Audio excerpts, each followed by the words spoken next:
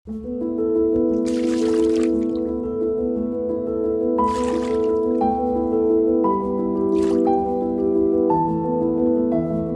పేరు బోర వంశీరెడ్డి. నేను గత 2 సంవత్సరాలుగా ఆక్వాకల్చర్లో ఉన్నాను.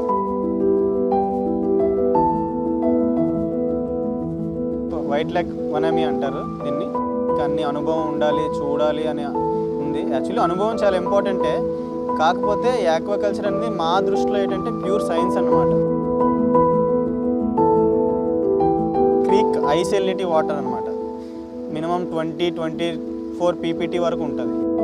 ఫ్యూచర్లో ఎలా ఉంటుంది అనేది ఎవరు చెప్పలేరు. ఎందుకంటే మొన్న మనం చూసాం ఈ టారిఫ్ ఇదంతా రూపాయలు ఈ మధ్యలో సిండికేట్ ఇదంతా తినేస్తే మనకి ఇంకా మిగిలేదేం లేదు. కష్టపడినా ఉపయోగం ఉండదు. 25 కౌంట్ 19 టన్నులు సింగిల్ క్రాప్లో పట్టారు. ఆ తర్వాత ఏమైందో తెలియదు. అసలు సీడ్ సెలెక్షన్ ప్రాబ్లమా, లేకపోతే ఇక్కడ ఉన్న వెదర్ చేంజెస్సా, లేకపోతే ఏమైందో కారణం తెలియదు. వరుస లాసెస్ అనేది మేము చూసాము. ఎక్కువగా డెవలప్ చేసుకోగలిగితే ష్రింప్ సర్వైవల్ రేట్ 94% ఉంటుంది అంటారు.